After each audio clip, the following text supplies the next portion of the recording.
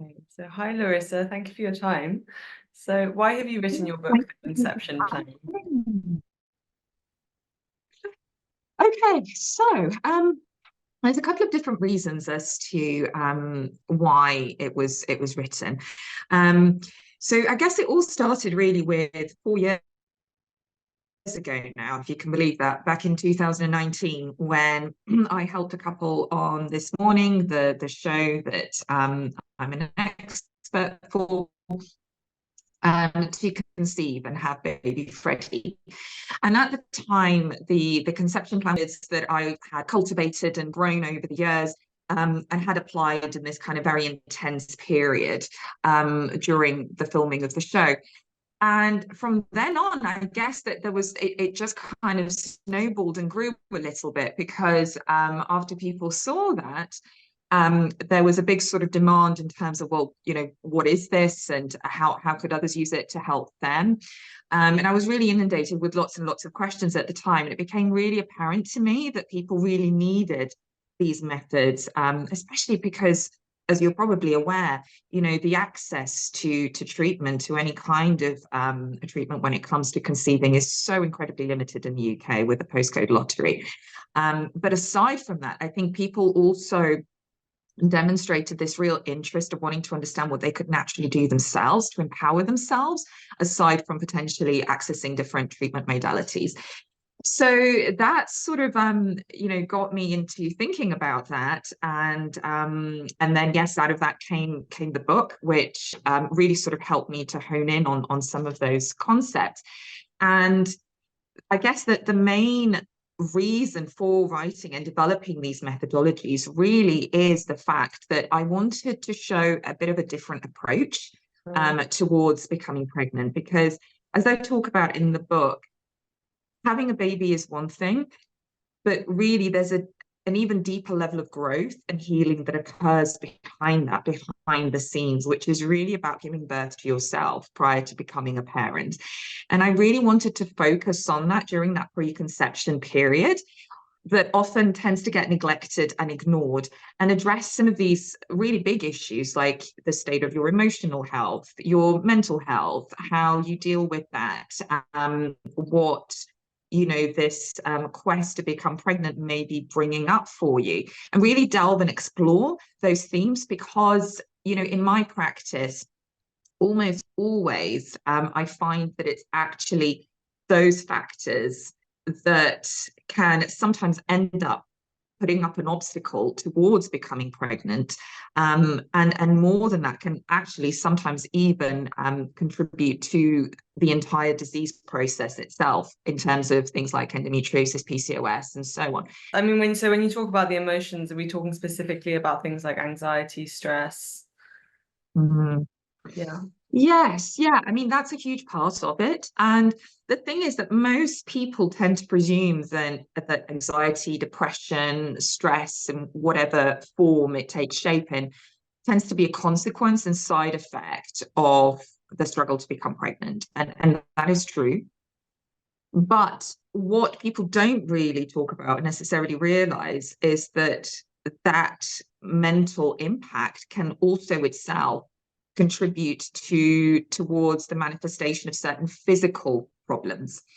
And that's really where I draw on some of the latest science around trauma and the psychoneuroimmunology around that, which is how our brains and our emotional state of mind connects very deeply and tangibly with our immune system, with our neurological system, with what's going on biologically, within the entire landscape of our bodies, and how what's happened to us, and not just in that period of time of wanting to conceive, but actually much further back in life. And I go back as far as when you were just a fetus in your mother's womb, that some of that conditioning will have taken place to shape your brain, to shape your nervous system, and that in itself is absolutely integral to what happens later down the line, in terms of that predisposition for certain disease or health.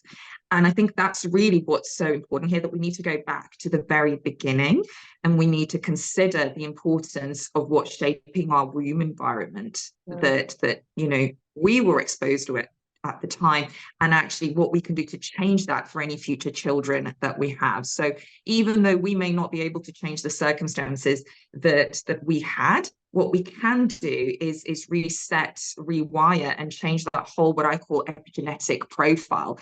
So, that environment that our genes are exposed to, which dictates how they're expressing and what they're doing. And we have a lot more control over that than we've ever been led to believe. And beyond that, you talk as well about the kind of emotional and psychological impact, perhaps, of a challenging childhood, and how that might affect someone's chances to get pregnant. Yeah, absolutely. That's really, really important, because of that stress axis, between the brain and the adrenal glands, between the brain and the reproductive organs, that is set in the womb and in early childhood. So if a child is exposed, or a fetus is exposed to elevated levels of stress and adversities, then yes, that absolutely shapes not just who they become later on, but also their entire biological wiring, and that predisposition to disease. So take, for example, a condition like endometriosis. 1 in 10 women suffer with this. It's a very painful, very debilitating condition that can present a problem when it comes to getting pregnant. And what we have now found, and what research is showing, is that there is a very strong association for many women who have this condition with a history of trauma that often stems back to earlier years and childhood. And I'm just amazed that hasn't really reached the mainstream yet, that we're not, as doctors, we're not really addressing that. Well, the best that we're sort of doing is offering people surgical options or medical options in terms of treating the endometriosis, but they're not cures in themselves.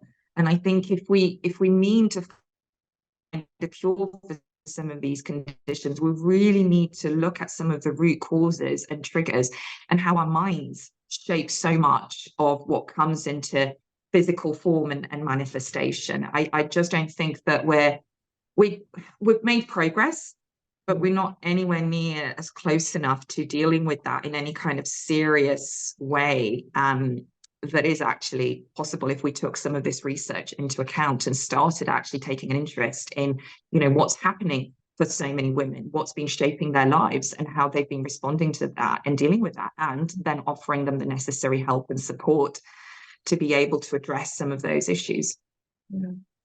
You talk as well about a fertility journey being a spiritual one. And what does that mean to you?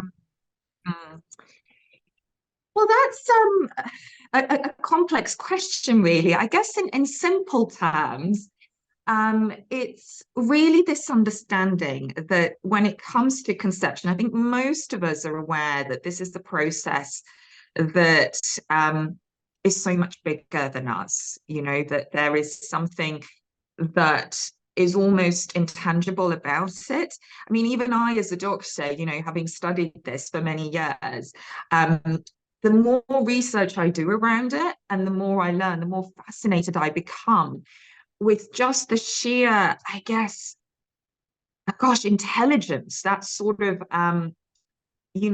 almost divine intelligence of what actually occurs and goes on. And I discuss some of this in the book, and what is so, there's this kind of missing link, I guess, between the spiritual realm and the scientific realm, I think is demonstrated really well when it comes to the process of fertilization and what comes afterwards. Because in animal studies, after fertilization takes place, so for example, in the salamander, what they've discovered is that actually, even prior to cells migrating and shaping the actual, fetus, there's a structure, there's almost like a hologram, an energetic template and a hologram that's created first and foremost, and that these cells follow the path of that hologram, which later on goes on to develop into meridian points, which are these energetic points that many spiritual, esoteric healers tap into when they do certain treatments, the most obvious being, acupuncture. So that to me is fascinating, because it's kind of suggesting that prior to any kind of physical, tangible form and shape, what's occurring is something that's going on within the electromagnetic field, something that's quite intangible that we can't necessarily see, but it's there. And it's shaping the person that we become later on. So I think that is really vital when it comes to considering, you know, how science and spirit could be linked, because for many people, you know, suggesting things like, you know, dealing with their subconscious and accessing that through different healing modalities, whatever they may be, may sound a little bit woo-woo, you know, a little bit out there. How is that connected? But when we consider the human form in terms of more than just what we see presented in front of us, more than just the physical, and we start considering the entire energetic biofield of a person, of which there now have been many studies to suggest that, you know, certain treatments and modalities can influence that. I think that becomes an incredibly fascinating process that then takes us down this kind of spiritual realm of something far bigger overseeing this entire process that we can actually directly tap into and potentially, you know, have the power to control. So interesting. So what are some of the kind of easier things that you'd recommend people can do to look after their fertility? So I guess that really falls down into the different pillars that I outline in the book. So each pillar has a chapter of its own, and it's divided into nutrition, exercise, stress management, toxin-free living, and then sex and relationships. So I have found in my experience and through helping many patients over the years that really most of my advice can be categorized into these 5 pillars. And, you know, people may have a basic understanding of, you know, say, for example, nutrition being a helpful thing to do if you're wanting to address, if you're wanting to become pregnant, or you're just generally wanting to look after your health. But each chapter goes into a lot of detail and depth about the epigenetic mechanisms. So this internal environment that we're creating within ourselves that's cultivating a greater degree of health and also helping us to become more fertile. So, for example, when it comes to nutrition, being mindful about the things that we eat. And I'm not, you know, I don't condone or advocate for any particular diet, because I don't believe in that, but I do believe in healthy, wholesome eating that's, you know, free from chemicals, free from pesticides, that's food in its most unadulterated form. And I talk a lot about what that can look like and why that's important when it comes to shaping the baby that's going to be born on the other side, as well as your own health through these epigenetic mechanisms. And then stress management, you know, that's huge, because it's talking about some of these areas we touched on before. It's talking about, you know, addressing these aspects of emotional health and trauma and what to do about that, how you can actually help regulate your own nervous system and how that nervous system feeds into you know, the reproductive system itself. And toxin-free living is really about cleaning up the environment you're exposed to. So not just in terms of the food that you're eating being as chemical-free as possible and as unprocessed as possible, but also, you know, certain things that we apply on ourselves topically. And, you know, I'm always amazed that most of us, when we look at, let's say, you know, a shampoo bottle, if we bother to look at the back, you know, we'll just see a huge kind of array of different unpronounceable names, but none of them come with a warning. And the truth of the matter is that many of those are what we call endocrine disruptors. So they mimic our own natural sex hormones and can interfere with reproduction. So there's no warning to tell people about that. And yes, you know, it may be a small effect per se in any one particular bottle, but it's the cumulative exposure of this. Whereas, you know, if you smoke a packet of cigarettes, you know exactly what you're getting, because it's all, you know, it comes with a warning, it comes with a label. So it amazes me that we don't have a similar thing. And thank goodness, I think a lot of companies are now making a stand and trying to produce products which are more natural and which are free from some of these chemicals, which can absolutely interfere with our health. And then sex and relationships, huge chapter in terms of some of the issues I have found my patients, clients have when it comes to sex, which can often become very regimented, very mechanical. That the process of trying for a baby can really take a toll on the relationship with your partner. And I discussed some of those issues and what you can do to help yourself with that. But really, most importantly of all, how to cultivate a beautiful, healthy, intimate relationship with yourself, because that's really what it's all about. And I think that's so often forgotten. People lose a sense of who they are if they've struggled for a long time. And I think it's really about returning home to the self and really growing that self-love first and foremost prior to anything else, because it's so important, it's so huge when it comes to overseeing the general state of your health. Thank you so much, Larisa. It's been a pleasure to speak to you. So we'll let people know where they can find the conception plan. Thank you.